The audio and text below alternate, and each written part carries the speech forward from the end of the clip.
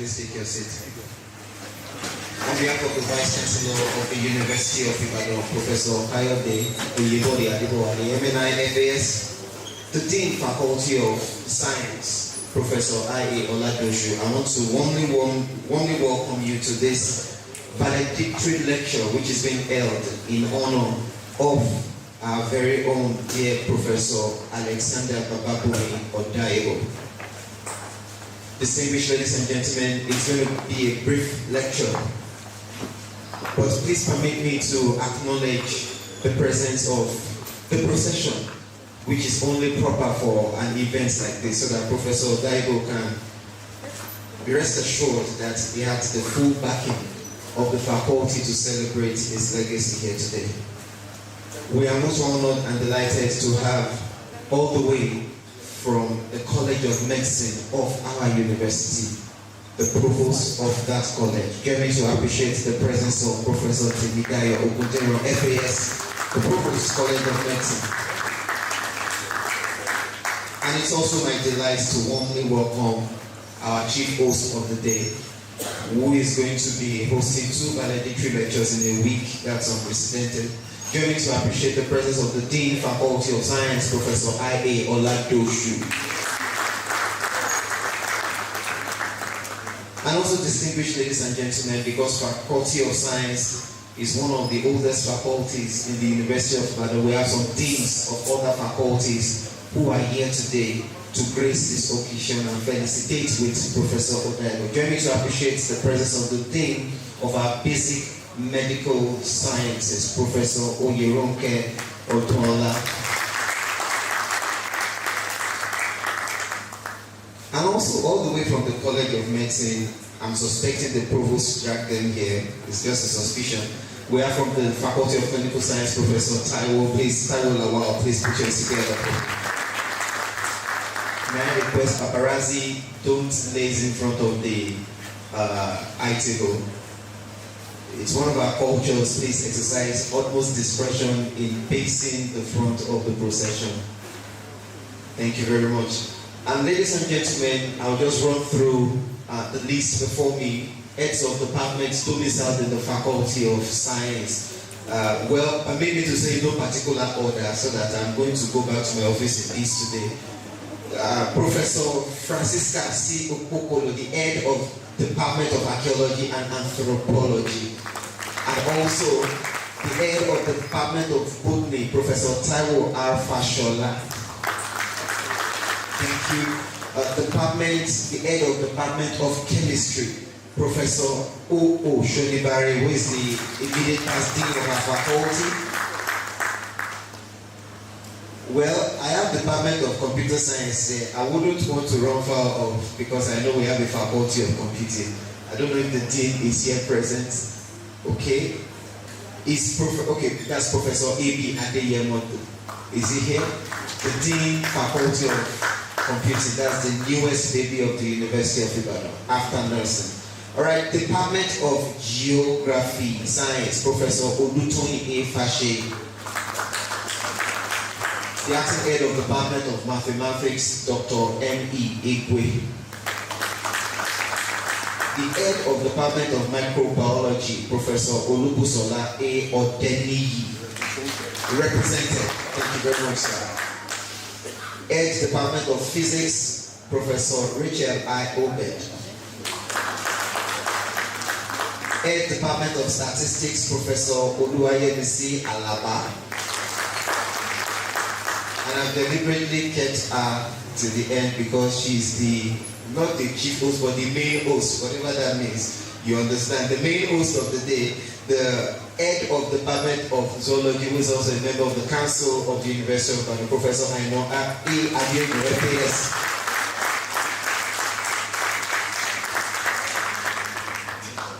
The valedictorian today is a fellow of the Parasitology and Public Health Society of Nigeria. Of course, it's just one of the associations where he has been conferred fellowship, but members of that society are here today. Parasitology and Public Health Society of Nigeria. Please put your hands together for them. Can you please rise so we can appreciate you? Yes, thank you. for coming. Ladies and gentlemen, my name is Odaibo from the Directorate of Public Communications of the University of Ibadan. And without much ado, we are going to take the citation of the valedictorian, and he's going to deliver his lecture right away. Can we do that quickly? It's a virtual citation, so please pay attention and keep your gaze on the screen. I would like to request Professor Odaibo to kindly rise as the citation is being played.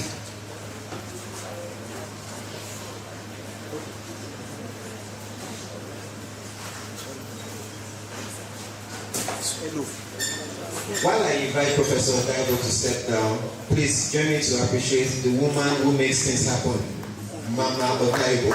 Can you please rise up? The reason why Professor Odaibo is looking young, that's the secret there. Maybe I should say, don't stop clapping until the video starts. Maybe that's a punishment for not clapping well. Alright, thank you very much. Can we have the video now? I want to specially appeal, paparazzi, I'm not comfortable with you standing in front of the procession.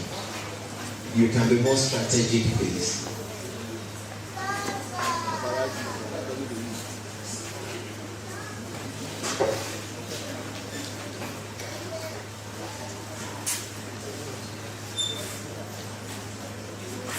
We need audio, please. Professor Alexander Bababumi Odaibo is a distinguished academic, an esteemed member of the Department of Zoology and prominent contributed significantly to the field of parasitology. Professor Alexander Bababumi Odaibo is a distinguished academic, an esteemed member of the Department of Zoology and prominent researcher affiliated with the University of Ibadan, where he has contributed significantly to the field of parasitology and malacology since 1984. A graduate of the University of Benin, he earned his bachelor's degree in zoology in 1980, subsequently pursuing a master's degree in parasitology at the University of Ibadan from 1982 to 1983. His exemplary academic journey includes notable positions at various institutions, including the Parasitology Unit at Adekunle Ajasin University and Obafemi Awolowo University, as well as a brief tenure at the MRC National Institute for Medical Research in the United Kingdom. Since joining the University of Ibadan as an assistant lecturer in 1984, Professor Odaibo has demonstrated unwavering dedication to education and research.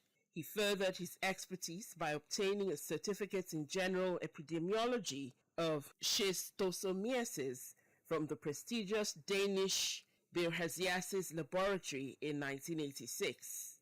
Professor Odaibo's doctoral research on host-parasite relationships conducted on a DANIDA fellowship culminated in a PhD in 1989, solidifying his status as a leading expert in his field.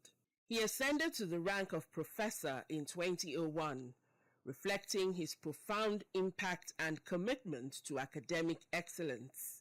His research primarily focuses on the epidemiology and control of parasitic diseases, particularly malaria and schistosomiasis, positioning him as a pivotal figure within the global health community. Throughout his career, Professor Odaibo has garnered multiple research grants, such as the University of Ibadan Senate Research Grant, WHO MIM-TDR Research Capacity Strengthening Grant, MacArthur University of Ibadan Multidisciplinary Grants, and sponsorships from reputable organizations, including the United States Agency for International Development and Institut Pasteur. His extensive research portfolio includes over 120 scientific publications in both local and international journals, establishing him as a prolific contributor to academic discourse and public health. In addition to his research accomplishments, Professor Odaibo has served the university and faculty in various key leadership roles. His leadership positions include Faculty Board Representative in the Faculty of Veterinary Medicine, Subdean of Biological Sciences, Acting Director of the Zoological Garden, Head of the Department of Zoology, and Dean of the Faculty of Science from 2011 to 2013. Following his tenure at the University of Ibadan, he served as the Deputy Vice-Chancellor of Igbinedion University, Okada, from 2013 to 2015. As a mentor, Professor Odaibo has successfully supervised over 13 PhD theses and numerous master's dissertations, guiding many students who have gone on to become professors and leaders in their respective fields, both in Nigeria and internationally. His dedication to scientific advancement is further highlighted by his participation in significant committees, including the UIUCH Ethics Committee. A respected fellow of several prestigious organizations, Professor Odaibo holds fellowships with the Zoological Society of Nigeria, FZSN, the Science Association of Nigeria, FSAN, Salzburg Global Seminar 393 in Austria, and the Public Health and Parasitology Society of Nigeria, FPPSN. He currently serves as the president of the Zoological Society of Nigeria, ZSN, and is the chairman of the board of directors at CAO Contractors Nigeria Limited. Professor Odaibo's personal life is equally fulfilling. He is married to Professor Georgina Njideka Odaibo, a prominent professor of virology at the College of Medicine, University of Ibadan, and together they are blessed with remarkable children and grandchildren. Throughout his illustrious career, Professor Alexander Bababumi Odaibo has exemplified the principles of academic rigor, public health advocacy, and community service, leaving an indelible mark on the fields of zoology and health in Nigeria and beyond. His legacy of excellence and commitment to nurturing future generations of scientists stands as a testament to his remarkable life's work and enduring purpose. Ladies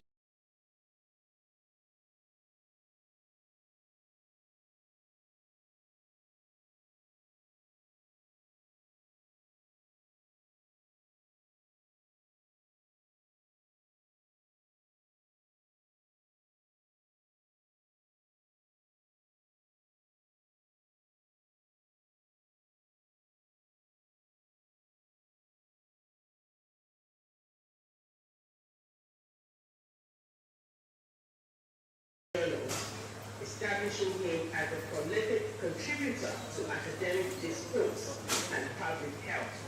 In addition to his research accomplishments, Professor Odaibo has served the university and faculty in various key leadership roles. His leadership positions include Faculty Board Representative in the Faculty of Veterinary Medicine, Subdean of Biological Sciences, Acting Director of the Zoological Garden, Head of the Department of Zoology, and Dean of the Faculty of Science from 2011 to 2013. Following his tenure at the University of Ibadan, he served as the Deputy Vice-Chancellor of Igbinedion University, Okada, from 2013 to 2015. As a mentor, Professor Odaibo has successfully supervised over 13 PhD theses and numerous master's dissertations, guiding many students who have gone on to become professors and leaders in their respective fields, both in Nigeria and internationally. His dedication to scientific advancement is further highlighted by his participation in significant committees, including the UIUCH Ethics Committee. A respected fellow of several prestigious organizations, Professor Odaibo holds fellowships with the Zoological Society of Nigeria, FZSN, the Science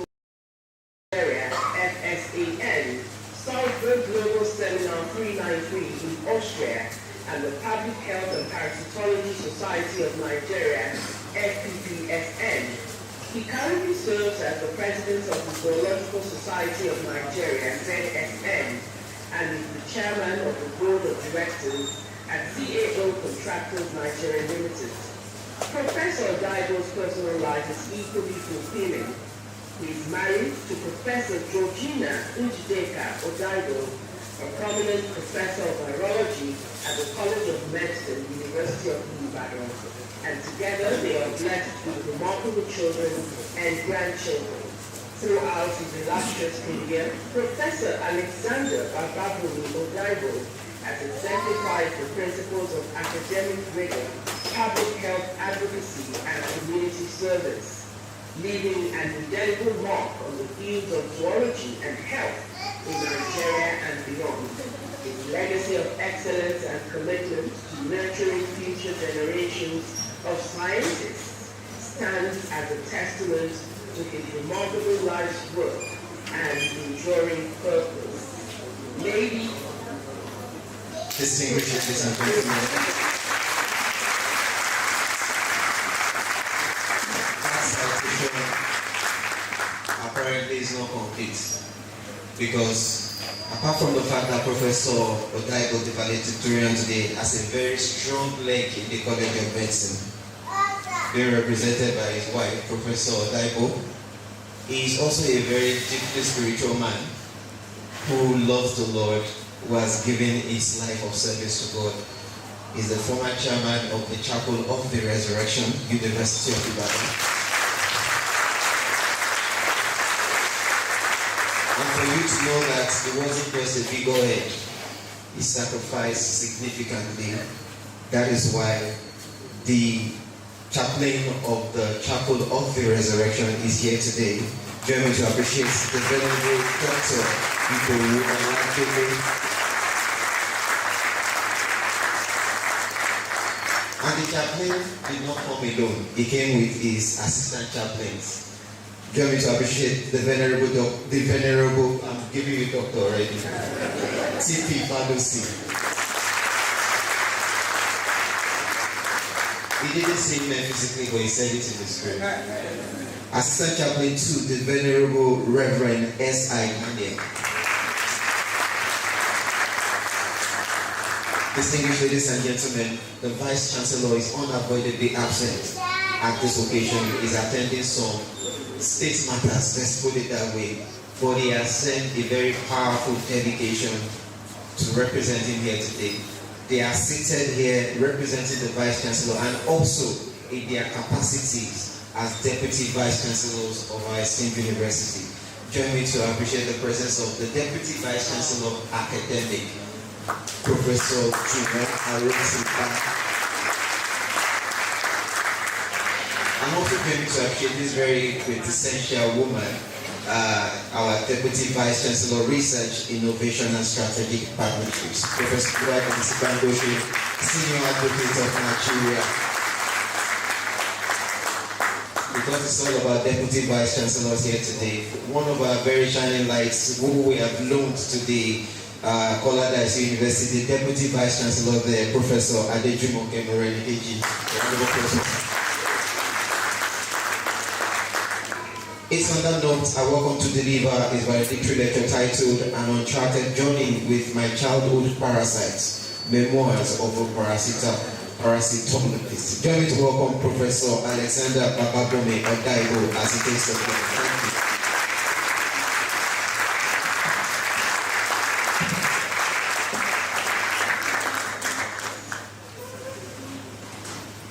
The Vice Chancellor, represented by the two Deputy Vice Chancellors, Deputy Vice Chancellor Academic, Deputy Vice Chancellor Research, Innovation and Strategic Partnership, the Provost College of Medicine, the Dean of Faculty of Science, Deans of other faculties here present, the Head of Department of Zoology, the heads of other departments in the Faculty of Science, the heads of other departments, distinguished ladies and gentlemen, I had looked forward to this day. I I will be standing before this distinguished audience to share how my early life and experiences have led me to where I am today.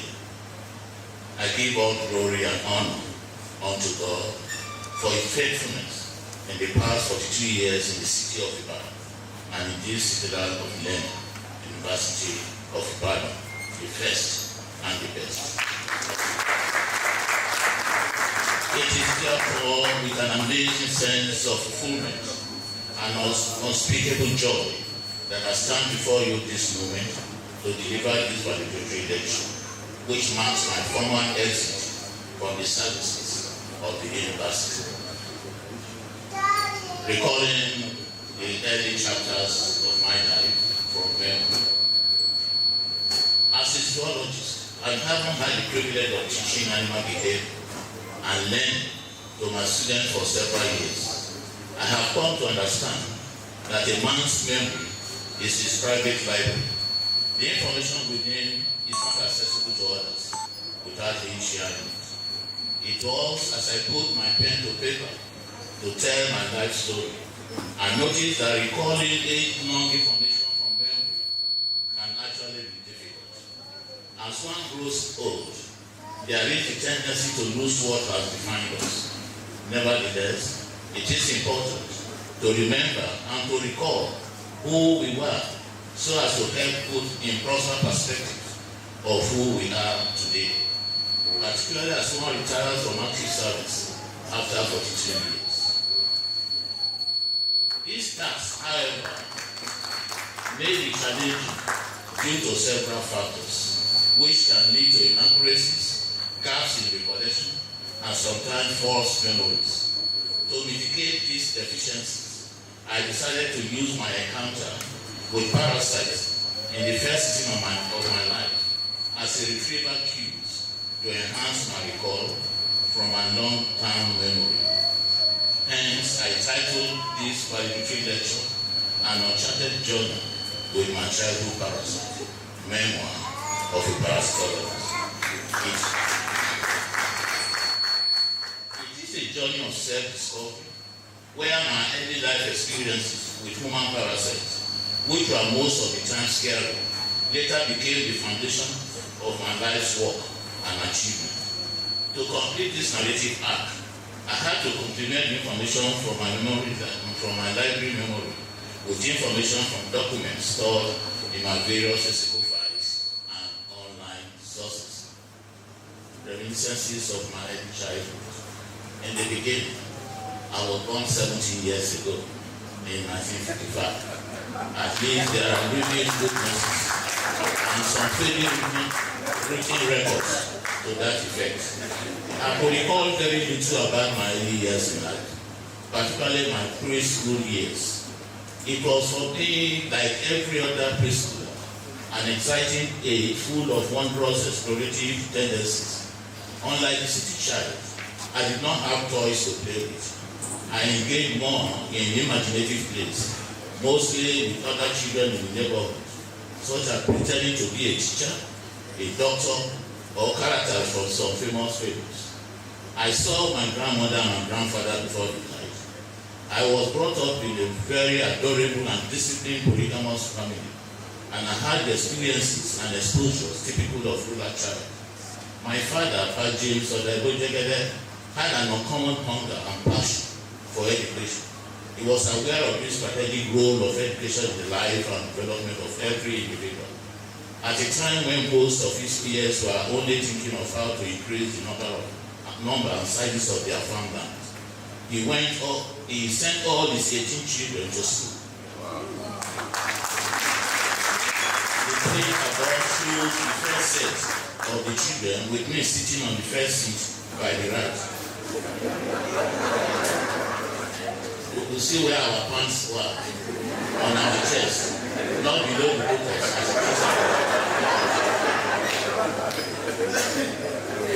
I started at St. Andrew's Primary School, Okene, in Okene local government area, between 1962 and 1968, and finished up at St. Peter's Primary School, Magogo local government area, both in Kogi State in 1969. One particular thing I recall very fondly was my going to swim in community streams and rivers, usually located far away from the house after school hours or on weekends. After my primary school education, I proceeded to Crowder Memorial College, located in 1970. I did very well in my first year in college, and my father commended me for my performances. But when it was time to return to school after the holidays, my father informed me that I was not returning to school. He would no longer be able to pay my fees due to his dwindling resources. At this time, he had retired from the services of the Northern Nigeria government as agricultural superintendent with a meager pension. He then revealed to me that he had registered me for a motor vehicle mechanic apprenticeship in Odaibo, a neighboring town where a cousin of mine was already an apprentice. I did not say anything, but I immediately proposed in my heart that I would not remain in the village nor take up the apprenticeship. If I would not go back to school, I was prepared to follow his own footsteps. He left the village very early in life for Lokoja on foot, when his father, that is my late grandfather, could not send him to school to seek for education. However, that was not to be, because my father and my mother were able to resolve the matter, and I went back to school to resume classes from 2. It was later I learned that my father took that decision just to pressurize my mother, a petty trader, to contribute to my school. In my final year, I was made a school timekeeper. With the aid of the bear, I helped maintain the schedule of the boys' dormitory and all time-sensitive activities of the entire school, ensuring seamless transition between classes or other events at the designated times. In hindsight, I was not always very punctual with the wake-up bells, particularly in the mornings. There were days I woke up late, causing everybody to start the morning activities late, and I always blame that on the clock. This role of a timekeeper, however, enabled me to cultivate and maintain accuracy in keeping track of time, and to help to develop patience for punctuality. And later in this journey, I also adopted the principle: if you are on time, you are late, which implies that to truly be on time, one should arrive a few minutes early to accommodate unforeseen delays. When I joined Bible Study Fellowship International in 2000, the quote was emphasized in the beginning of most of our meetings for us to understand the importance of time and to dismiss the concept of Africa time, which encourages tardiness, lousiness, and total disregard for schedules and programs. The quote stuck with me, and I have continued to follow it even at 70 years. The more I recall my late father's idea of me dropping out of school for an apprenticeship in auto mechanic, the more thrilling it becomes to me. There were times I inadvertently tried to imagine the type of motor mechanic I would have been if I had not gone back to school. I probably would have specialized on heavy vehicle mechanic, focusing on maintaining and repairing light vehicles like trucks and heavy equipment, just like my cousin that completed his own training. My story today would have been different. I will not be standing before you here and now. This is how simple decisions we take on behalf of our children, even seemingly insignificant ones, can have profound impact on their future, shaping their paths and ultimately altering their life journey. Thank you, my dear Lord.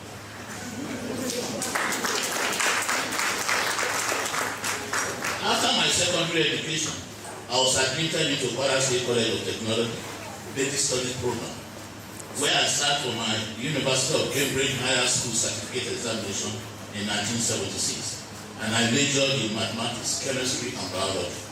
This subject combination had ruled out medicine as a potential career option. At this time, 4 of my siblings, standing in that place, one out there, were already in medical schools, either training as doctors or as nurses. And my father would discourage any of the remaining children from going into medical school. I had always wanted to be a lecturer in the university or a researcher in a research institute.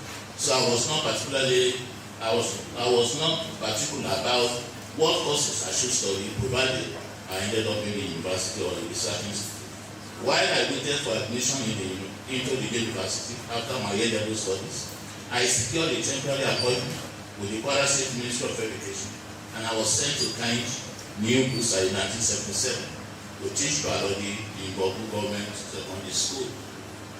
I got admission into the University of Benin City to study zoology in 1977. The play that shows me in my matriculation down in 1977. As a student of zoology, at our time, we had only two areas where we could specialize in. These are parasitology and hydrobiology. I opted for parasitology, and this choice was informed by my earlier desire to know more about my childhood parasites, and more so by the engaging and innovative teaching strategies of Professor B.M. Obianowe.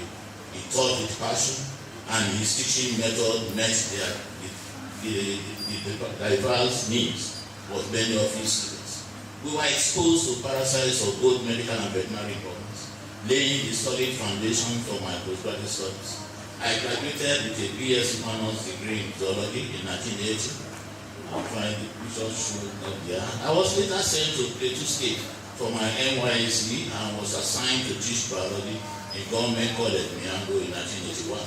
After my NYSC, I joined the Kwara State Ministry of Education and was posted to Offa Grammar School, where I taught for 1 year before proceeding to the University of Ibadan for my master's degree in parasitology. My sojourn in University of Ibadan. I came to University of Ibadan in 1982 for my master's degree in parasitology, and it was at this stage of my life journey that I met a distinguished parasitologist, the late Professor F.M. Okoli, and then the then head of parasitology unit in the Department of Zoology. He was a pleasant man with an imposing posture and credentials, a great teacher, and a wonderful mentor. He supervised my MSc project and my PhD thesis. He did not only teach me all I should know, he gave me all he knew about the parasites, their intermediates, the vectors, their diseases, and their control.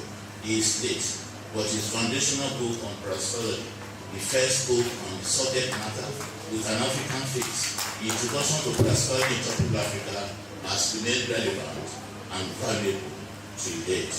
After my master's degree in 1983, by the recommendation of another academic giant, Professor Makumwangu, the then head of the department, I joined the staff of the Department of Zoology as an assistant lecturer in 1984. In 1986, the late Professor F.M. Okoli nominated and recommended me for a certificate course in epidemiology of general schistosomiasis at the Goose Snail Identification Center, Danish Exotics Laboratory in Denmark. I returned to Denmark in 1987 on the Danish International Development Agency doctoral fellowship to conduct my PhD research on the recommendation of the director of Danish Exotic Laboratory Denmark. While on the program, the laboratory sponsored me to the British Society of Parasitology Conference in Leeds, in UK in 1987 to present part of my research finding. I had three remarkable experiences during this conference. Firstly, during the conference, a young lady walked up to me to introduce herself as an alumna of the University of Ibadan, who graduated from the Department of Zoology. Thereafter, he made a confession, or should I say a complaint, that it was when she got to London School of Tropical Medicine and Parasitology that she saw a true prepared sample of malaria parasite for the first time. What she had considered as malaria parasite in the obsolete slides she used when she was in University of Ibadan were actually artifacts. To say the least, I was embarrassed, and I had to apologize to her for the deficiencies in our system during our undergraduate days. Most of the specimens and laboratory facilities for teaching and practicals in the department were actually obsolete and very deficient. Poor teaching facilities can have significant negative consequences for the university, faculty, and students. Secondly, at one of our lunch breaks during the conference, I had the good fortune of sitting beside Professor J.D. Smith, a distinguished author of several textbooks in parasitology. I seized the opportunity to introduce myself, shook his hands with so much excitement, and I collected his contact. The meeting was never to be forgotten. Attending conferences early in our career offers, among other benefits, opportunity for networking and meeting your mentors. Shortly after the conference, I had some excess of funds over my expenditure from the extracurriculars I got from the lab. While I was thinking of what to spend it on, my close supervisor, whom I traveled with, advised that we pay this excess fund back into the institution's account, underscoring the need for honesty, integrity, and accountability in my academic journey. It also encouraged me to learn to delay gratification, a practice that motivates one to resist immediate temptations.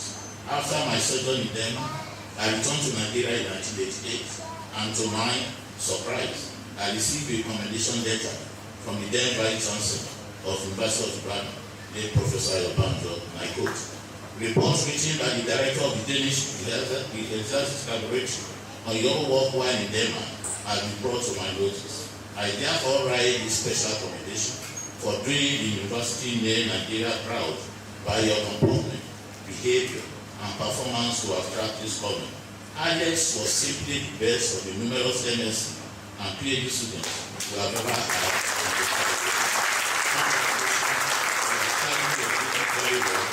When I defended my PhD thesis in 1989, I rose through the ranks to the level of a professor in the Department of Zoology in 2000. My childhood parasites.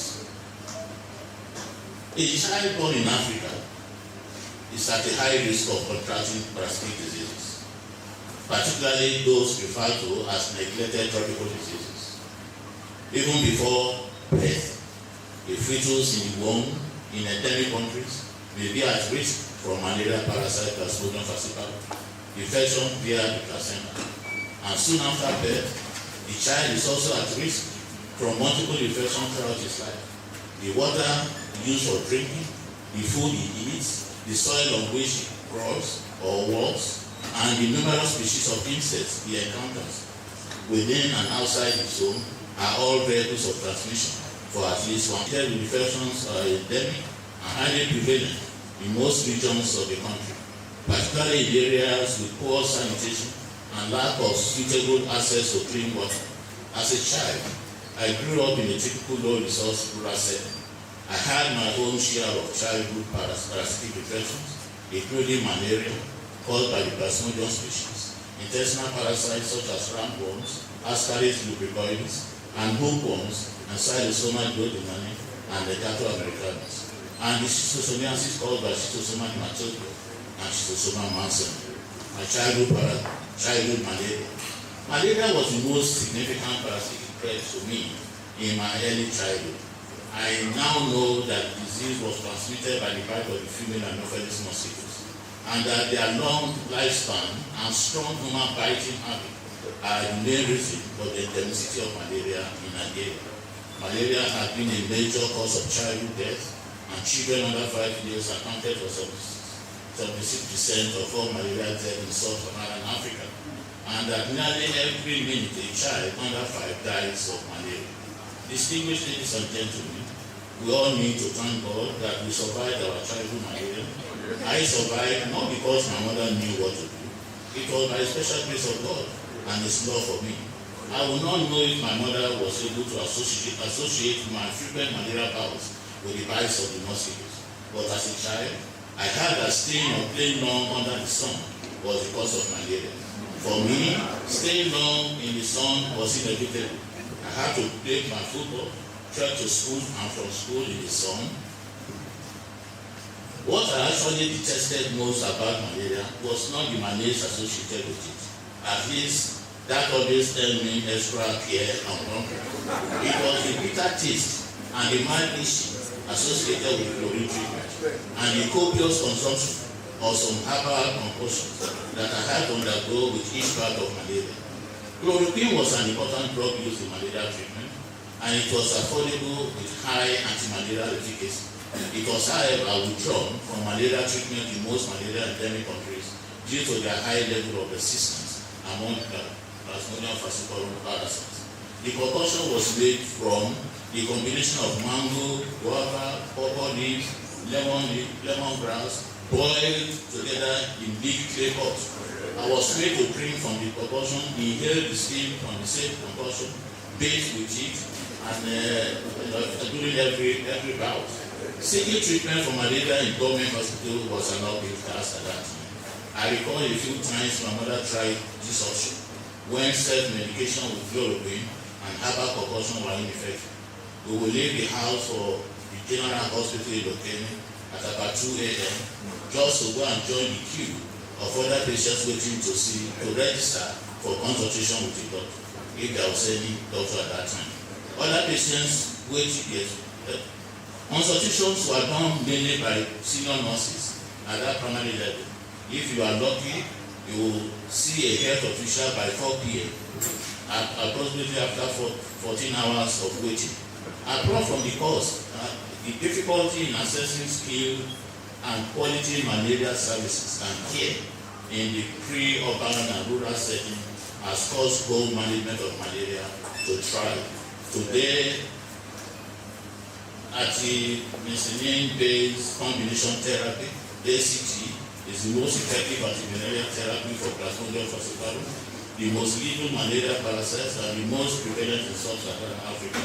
In Nigeria, artemisinin-based combination therapy is recommended as first line of malaria medicine for uncomplicated malaria.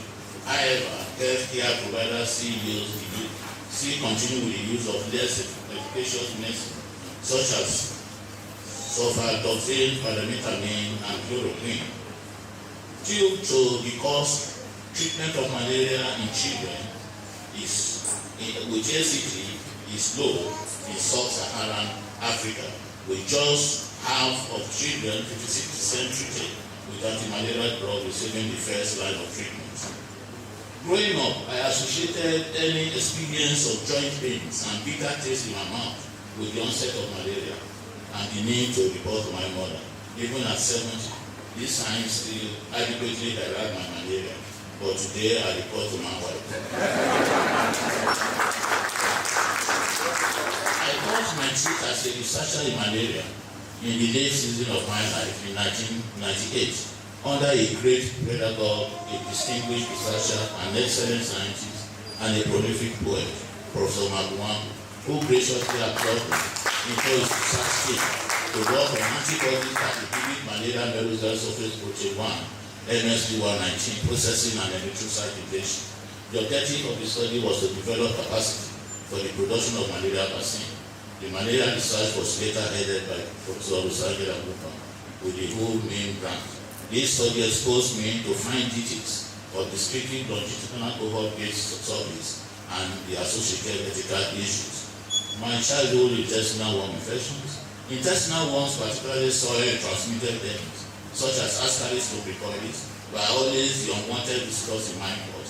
Unlike malaria parasites, their presence could be unnoticed for a very long period of time till they begin to cause diarrhea or abdominal pain. I recall my mother used castor oil as a home remedy to help expel worms due to its diuretic properties. What I detested were the thickness, which makes it difficult to swallow, the unpleasant taste, and the nauseating aftertaste of the oil. I now know that those seemingly harmless infections that can actually affect the cognitive and physical development of a child. My research work on intestinal worms started with my PhD thesis, where I used mouse model to explain host-parasite relationship. My childhood exposure to schistosomiasis. Growing up as a child, I enjoyed going to the village stream and river to wash clothes and swim, particularly on weekends. This washing and swimming in the natural water bodies had some serious impact on my encounter with my childhood parasite, which I did not realize. The natural water bodies harbored snails, holes of schistosomiasis, and other trematode parasites of medical and veterinary importance. The snails were not only very small, they also appeared harmless, so that they were usually ignored, even when sighted. Unbeknown to me and other children swimming, these snails shed millions of Saccharina into the water to initiate infection, which, when they come in contact with our skin, usually after washing, we spread the clothes on grasses to dry and then jump into the water body to swim, start naked, exposing nearly all our body surfaces to the sarcophagus, thereby enhancing the penetration of the skin. This practice partly explains why the prevalence and intensity of infection in any endemic country would always peak at the school-age children. I probably acquired my infection with schistosoma hematobium through this practice, but I will not be able to say precisely when it happened. I was however diagnosed of this disease with diastasis in 1972 when I noticed that I had gross hematuria, that is blood in my urine, and from through a crowded Memorial College now to this day. And I visited the General Hospital for consultation. The drug treatment for human schistosomiasis began in 1981 when a human case with S. hematobium infection was successfully treated with potassium antimony and tartrate. Thereafter, a variety of antiemetics have been used to treat schistosome infections in humans, and most of these drugs have variable limitations with respect to safety and efficacy. In 1972, when I was medically diagnosed with urogenital schistosomiasis, the drug available for treatment of schistosomiasis in the then General Hospital of Odaibo, where I was receiving treatment, was nilidazole, with a trade name Amplia.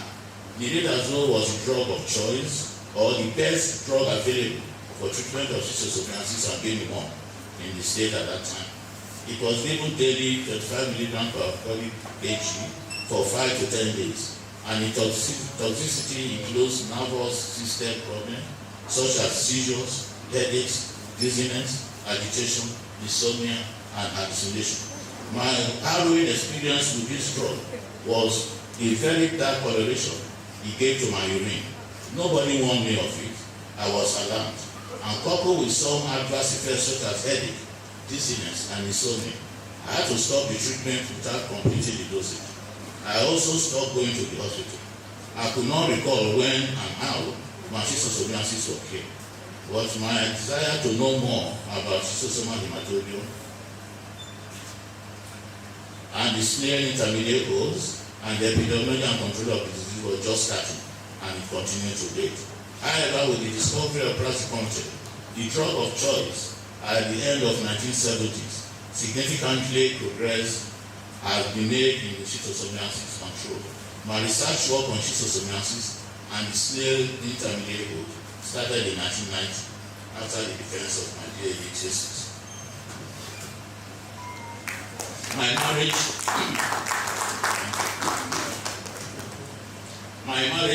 sorry.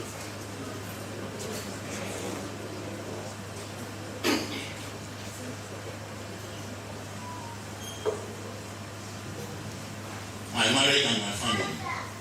By late 1988, I was not thinking about marriage until I met a young electrical lady, Georgina Odaibo in 1989. Early in our relationship, having healthy children was our priority.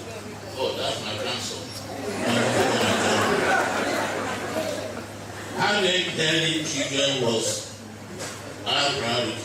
So we decided that we were going to have only 3 children, a number we thought we would be able to give the best of education and living standard. We also agreed to adopt the conservative 3 years birth interval for our children. Another deciding factor we considered was our genotype. My genotype on the onset was AS, meaning I have 1 normal hemoglobin gene and 1 sickle cell hemoglobin gene. While my wife's genotype, according to the test she had conducted in the past, was AA, meaning she had 2 normal hemoglobin genes. By this combination, for every pregnancy, our baby or babies had 50% chance of inheriting AA genotype and 50% chance of inheriting AS genotype. There will be no chance of any of our children having sickle cell disease SS. That validated our decision to go ahead and get married. We had our first child, a lovely baby girl, Osumi, and she was AS genotype. And 3 years after, my wife had a second pregnancy. And when she was 4 months into the pregnancy, the doctors in the University College Hospital, where she had planned to register for accidental care, began an indefinite industrial action.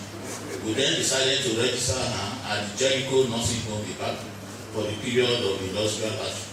At the point of registration, the nursing home insisted on carrying out their own genotype test. As a policy, they will not accept any test result from other laboratories.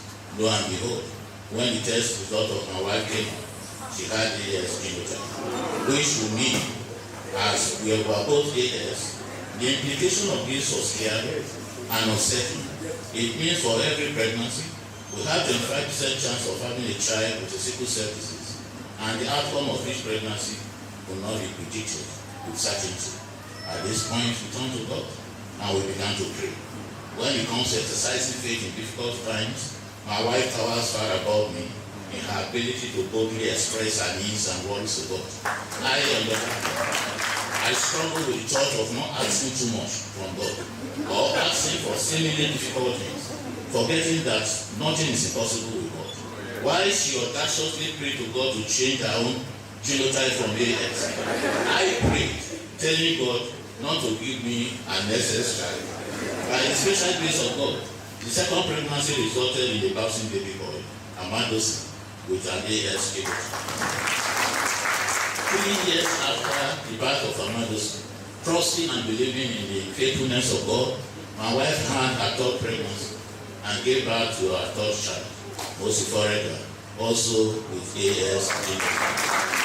In his faithfulness, God blessed us with 3 children. We had prayed and trusted Him for, and we all had AS genotype. Who says God does not answer prayers? Of those who call on Him, do not ask if my wife's genotype has been changed. All I know is if a man can do it through bone marrow transplant, then God will do it better in His own supernatural way.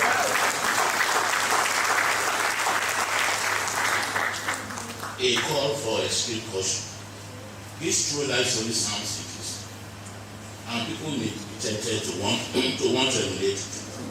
It is important at this point to warn that this part of my story should not be cited as justification for a marriage between 2 established AS genotype individuals. This combination has the risk of producing a child with sickle cell disease for every pregnancy. Bone marrow transplant as an option is new, very expensive, and it carries some risk. Note that we did not deliberately decide to marry as 2 individuals with AS genotype. We believe things went the way it did so that God's name will be glorified. Parasites and my family. As an elite family living in the university environment with moderate access to potable water and average environmental sanitation, the predominant infection we experience from time to time is from Plasmodium falciparum, which causes malaria. I could recall that our first son, Amandosi, has some low level of Plasmodium parasites in his peripheral blood soon after birth. This through Faraday and personal communication. And remember, immediately after birth, the blood sample was taken, and they came back with some low level of paracetamol in this blood. This infection was, however, not clinically apparent, and it was not subjected to any treatment. We did not let parasitic worms threaten the health of our family, so we prevent and eliminate worms by deworming regularly and visiting the clinic when necessary. Further testimonies of God in God's faithfulness, my life journey is rife with amazing testaments to God's faithfulness, particularly in times of difficulty. Almighty God has been kind to me and my family. I had some unexpected challenges. God made ways for me to overcome.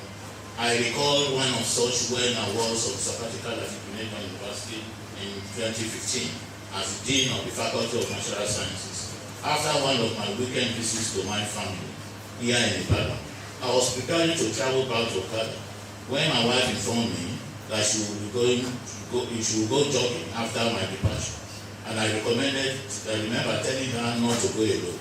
I advised that she should go with our last foreigner who was on holidays at that time.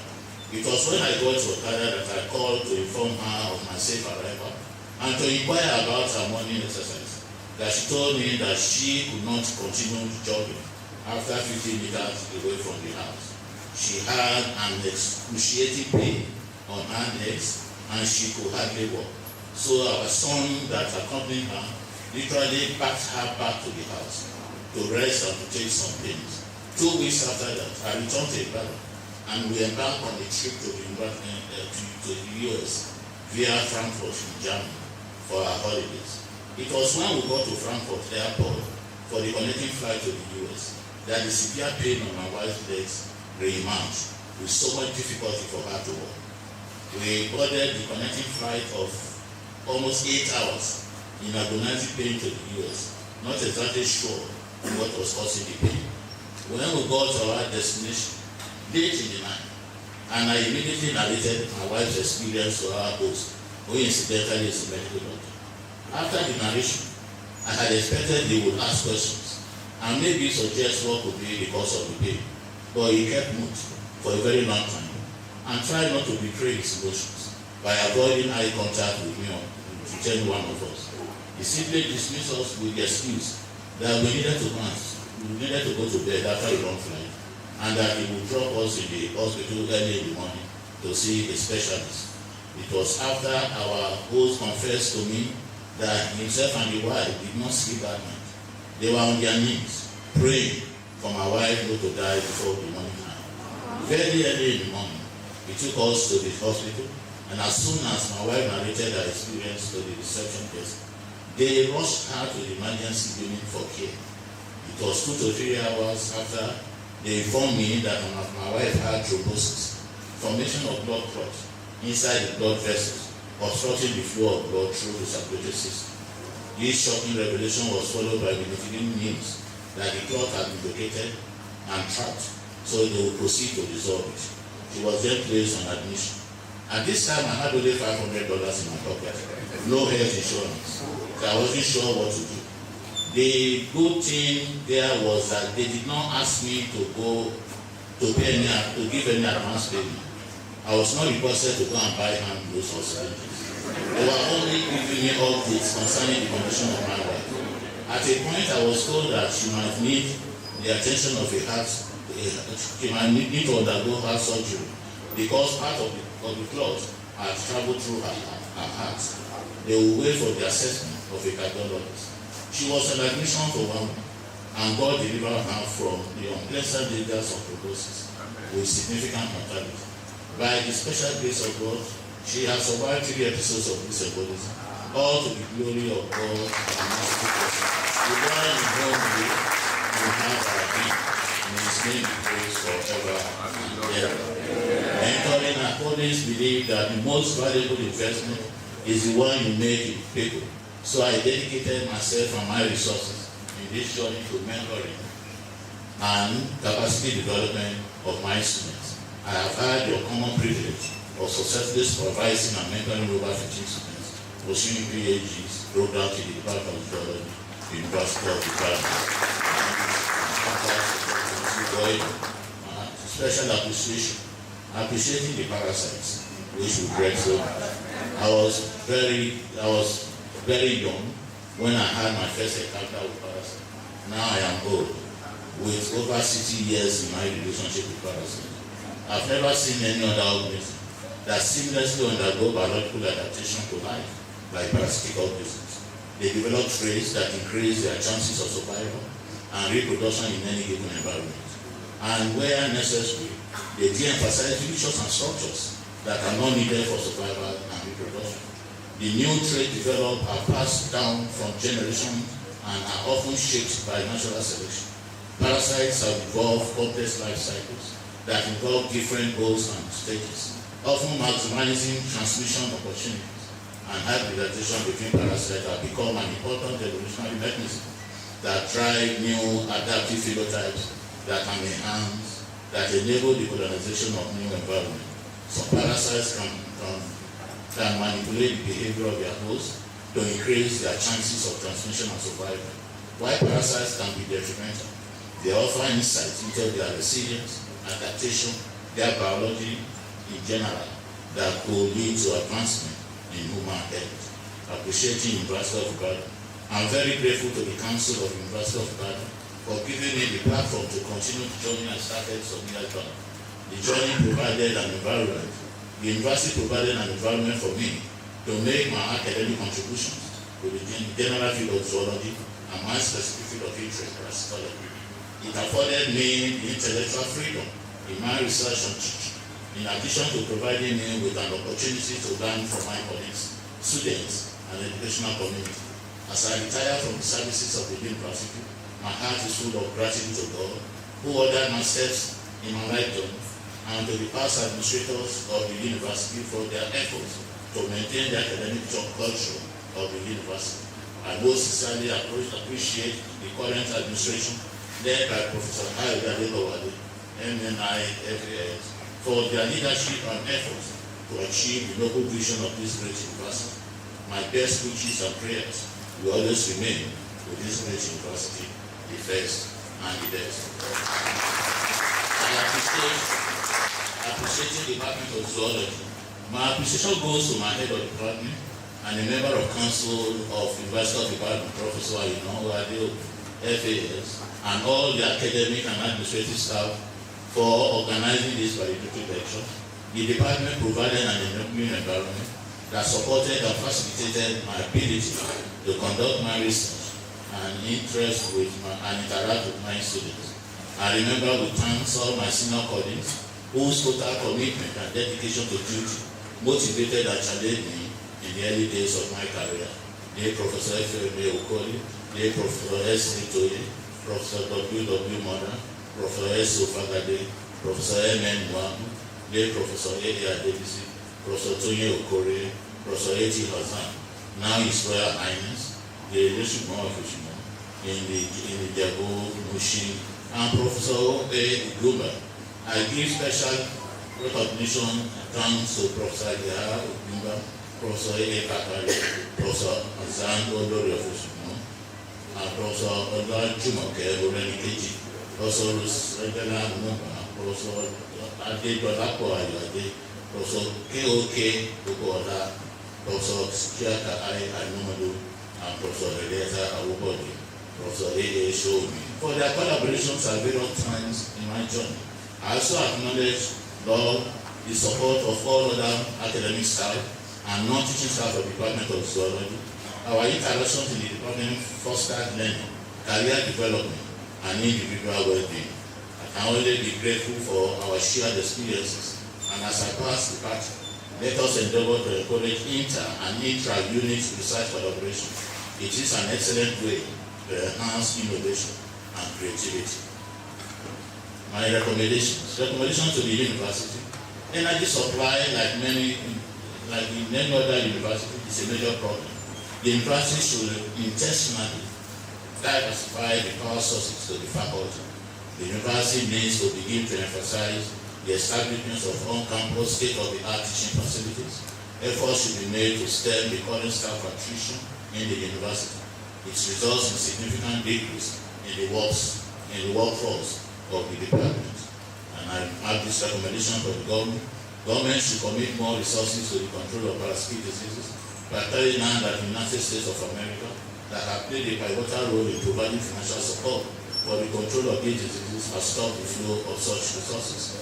Government should begin to rethink health financing and completely shy away from relying on foreign aid. Government should do more to hold insecurity in most parts of the country, as the prevailing insecurity hinders effective disease prevention and control. Government should embark on sustainable improvement in public health infrastructure, and government should lift their value and start employment in the universities. I am eternally grateful to all my teachers, right from the elementary school to the tertiary institution, for their training and love. I wish to acknowledge the immense gratitude the following giants in the field of parasitology, on whose shoulders I stood on in the course of my journey, and with my childhood parasite, late Professor E.A. Obiangwe, who introduced me to the subject of the parasite. My master, PhD supervisor and mentor, late Professor F.M.A. Okoli. He was not only a teacher, but a guardian and a friend. Then Professor M.M. Nwanko, who taught me how to approach the study of parasite at the molecular level, and Professor Niels Christensen of Danish Laboratory for supervising my PhD. The Faculty of Science, University of Ibadan, was truly a home for me in this journey. It was a place I had an amazing feeling of belonging, comfort, and familiar work. I enjoyed the intellectual stimulation and the close relationship I had with peers and mentors in the faculty. I thank all the past teams, and particularly the current team, Professor I.A. Odaibo, for their consequential leadership. I have been inspired by numerous secret mentors, those who never knew they are my mentors. I cannot mention all of them, but I cannot but mention Emeritus Professor Oluwole Akande, OFR, Professor Simon Lofi, and Professor Rotimi Oderinde. I thank the Council and entire members of the Zoological Society of Nigeria for their various opportunities to serve as the first National Secretary, editor-in-chief, and now the President of the Society. The Society provided various learning opportunities, such as workshops, symposiums, conferences, online interaction, and mentoring programs to help me and other members acquire and refining our leadership skills.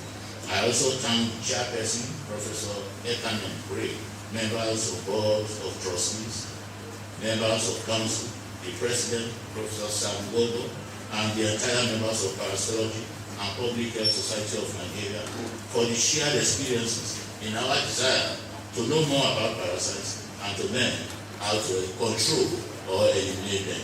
I must thank the chaplaincy of the Chapel of the Resurrection University of Ibadan, led by the Venerable Dr. Victor I. Odaibo, for their prayers and my spiritual nourishment and growth. May the good Lord our God continue to bless the ministry and the chapel. I also remember the former chaplains and their impact on my spiritual life. I appreciate the current chairman, Jimmy Ashai, and the past chairmen for their labor of love in divine life. I cannot forget the Bible study preparatory group of the Chapel of Resurrection, led by Engineer Richard Imonjosi, for the opportunity to study and share the word of God. I thank the Christian Family Fellowship of University of Ibadan, led by Professor Emmanuel Ajao, for their seasoned prayers and support at all times. I thank the President, Professor Timothy Awoyemi, and members of Men's League Society of the Chapel of Resurrection for the fellowship and for the word of God we share. I appreciate the Ogori Descendant Union Ibadan branch under the leadership of Mr. Odaibo for their love, support, and seasoned desire to uphold the motto of the healing, one naked 99, 100. I must not forget to appreciate the small staff club that offered and continue to offer enabling space for social, recreational, and community-related activities for me and my family. I thank the current president, Dr. Olufemi Oyemaki, and all the past presidents, particularly Professor Sububa, Professor Labode Lucas, under whom I served as the catering secretary and treasurer respectively. They taught me the importance of delegation in leadership. I cannot forget the refreshing moments I shared with my good friends in Kosovo, with the dispersed membership, and now virtually coordinated by Dr. John Gogo. I learned humor, tolerance when we meet face to face. With utmost joy, I appreciate my family. I owe so much depth of gratitude for the prayer and support and guidance. Their contributions are immeasurable and beyond any stretch of imagination. I especially appreciate Professor S.K. Odaibo, an amazing role model, a great surgeon, and his dear wife, Mrs. Oyewa M. Odaibo, who taught me not to be weary of prayers. Professor F.S. Odaibo and wife, Aisha Odaibo, Mrs. Alice Kolawole, Mrs. Victoria Modu, and husband, Engineer G.T. Odaibo, Mrs. Christiana Adebosa, and husband, Engineer Tosin Adebosa, Pastor David and the wife, Francis Odaibo and the wife, Engineer Adebayo Odaibo and the wife, Taye Odaibo, Eyinde Odaibo, Bose Odaibo, Erastus Odaibo, and it's a large family of Odaibo. And there's a page that showing 18 of us. See that like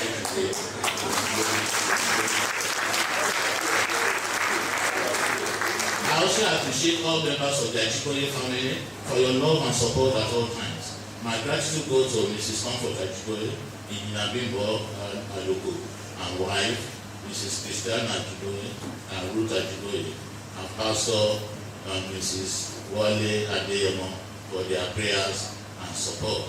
My thanks also go to my heroes, Engineer Sylvester Maduforo, and his dear wife, Lolo Obi Maduforo, Mrs. Gladys Victoria Ande, Professor Timothy and their wife, Esther Timothy, and Reverend Sister Ruth Dimfa Maduforo, for your care and love for my family. I also appreciate all members of the Campbell family for their love and support at all times. I especially appreciate my in-law, Professor Madara Campbell, Deputy Vice Chancellor of the City University. Thank you for raising such an amazing son that is now part of our family and for teaching him all that is important. Finally, I want to especially appreciate my nuclear family, the greatest blessing in my journey. They journeying with me through thick and thin, and every turn and twist they were there. I want to thank my ever-smiling wife and friend, Professor Godina Odaibo, an angel of the heart of God, who has been, as always, a helper and a veritable better heart. So the children of God has given us, Mrs. Osiwini Chiko Inata Campbell, and husband, Mr. Adeni Ronda Campbell, Master Amandos Chinedu Odaibo, Master Moses Foreigner, who's your children. I thank you all for your mutual love we have always shared. And I bless God for my grandchildren, Chiwadolua Campbell and Tony Koseka Campbell. They've added to my joy and my path shine, may their path shine bright in the fullness of time. I will not forget my other children, Esther Timothy, Kenya Ajiboye, Mekabu Ajiboye, Gozokas, Mayanoa Ajiboye, Emilo Lugoke, and Prof. And thank you all who have come to listen to my story. The intention was to give younger faculty hope and courage to find meaning in their own struggle. The presence of members of Organization of Women in Science and Development and friends of OWSD in large number is well appreciated. And I also thank the President and also the member of Council, Prof. Odaibo. Thank you all for the critical role you are playing in science and in science education. Let me conclude these back chapters of my life journey with this confession. In this life journey, I found a bosom friend, painfully not early in life in the journey, but also not too late. His name is Jesus, the Lion of the tribe of Judah. There is no other friend like Jesus. No. He taught me how to pray, living and rejoicing every day. His name soothes my soul, cries away my fears, and he is my Savior and my Lord. May his name be praised.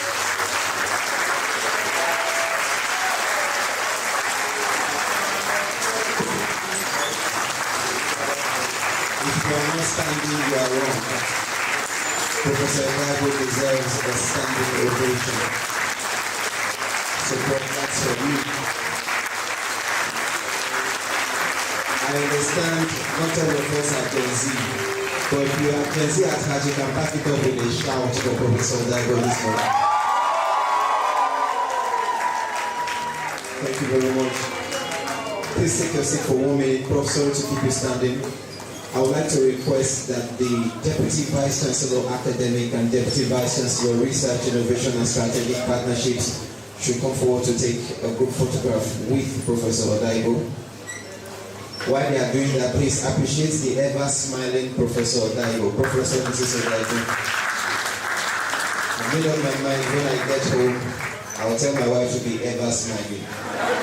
If that is the secret to remain sharp and young like Professor Odaibo. Please celebrate her one more time.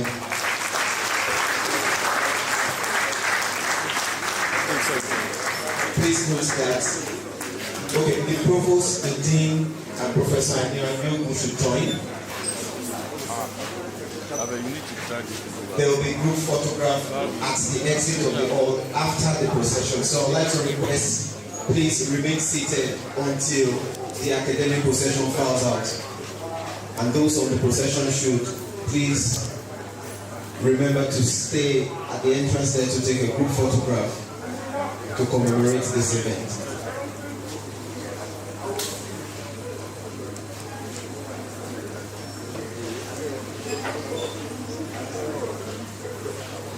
Are we ready for, can we all rise for the anthems? We start with the anthem of the University of Ibadan, followed by the first stanza of the national anthem.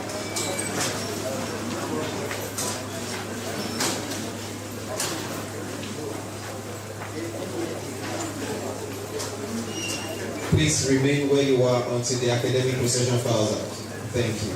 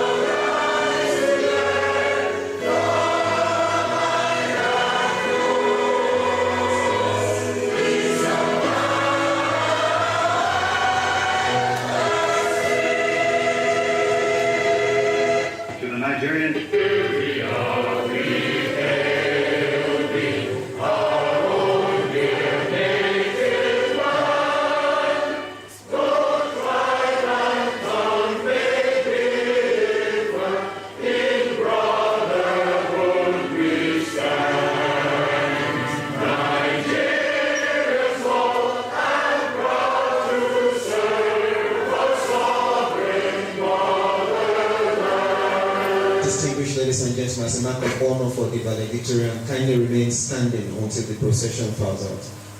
The DVCs will go first. Thereafter, Professor Odaibo will go first.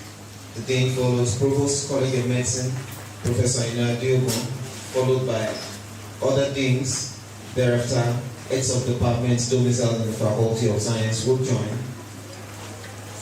And they will stay at the entrance steps to take the group photograph. Then we can open it.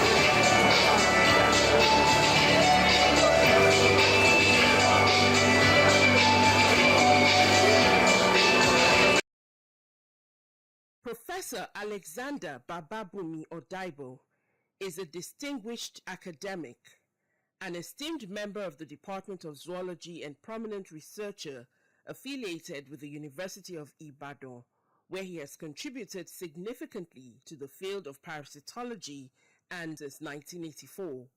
A graduate of the University of Benin, he earned his bachelor's degree in zoology in 1980, subsequently pursuing a master's degree in parasitology at the University. His exemplary academic journey includes notable positions at various institutions, including the Parasitology Unit at Adekunle Ajasin University and Obafemi Awolowo University, as well as a brief tenure at the MRC National Institute for Medical Research in the United Kingdom. Since joining the University of Ibadan as an assistant lecturer in 1984, Professor Odaibo has demonstrated unwavering dedication to education and research. He furthered his expertise by obtaining a certificate in general epidemiology of schistosomiasis from the prestigious Danish Bilharziasis Laboratory in 1986. Professor Odaibo's doctoral research on host-parasite relationships conducted on a DANIDA fellow culminated in a PhD in 1989, solidifying his status as a leading expert in his field.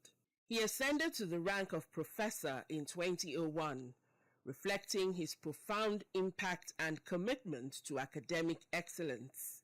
His research primarily focuses on the epidemiology and control of parasitic diseases, particularly malaria and schistosomiasis, positioning him as a pivotal figure within the global health community. Throughout his career, Professor Odaibo has garnered multiple research grants: the University of Ibadan Senate Research Grant, WHO MIM-TDR Research Capacity Strengthening Grant, MacArthur University of Ibadan Multidisciplinary Grants, and sponsorships from reputable organizations including the United States Agency for International Development and Institut Pasteur. His extensive research portfolio includes over 120 scientific publications in both local and international journals, establishing him as a prolific contributor to academic discourse and public health. In addition to his research accomplishments, Professor Odaibo has served the university and faculty. His leadership positions include Faculty Board Representative in the Faculty of Veterinary Medicine, Sub-Dean of Biological Sciences, Acting Director of the Zoological Garden, Head of the Department of Zoology, and Dean of the Faculty of Science from 2011 to 2013.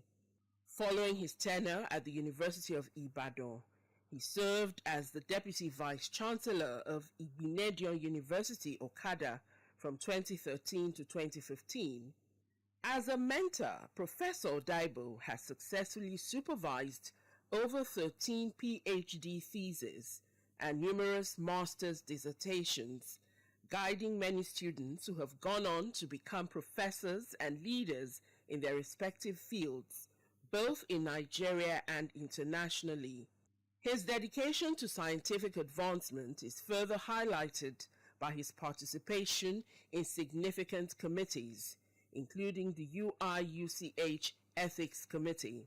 A respected fellow of several prestigious organizations, Professor Odaibo holds fellowships with the Zoological Society of Nigeria, FZSN, the Science Association of Nigeria, FSAN, Salzburg Global Seminar 393 in Austria, and the Public Health and Parasitology Society of Nigeria, FPPSN. He currently serves as the president of the Zoological Society of Nigeria, ZSN, and is the chairman of the board of directors at CAO Contractors Nigeria Limited. Professor Odaibo's personal life is equally fulfilling. He is married to Professor Georgina Njideka Odaibo, a prominent professor of virology at the College of Medicine, University of Ibadan, and together they are blessed with remarkable children and grandchildren. Throughout his illustrious career, Professor Alexander Bababumi Odaibo has exemplified the principles of academic rigor, public health advocacy, and community service, leaving an indelible mark on the fields of zoology and health in Nigeria and beyond. His legacy of excellence and commitment to nurturing future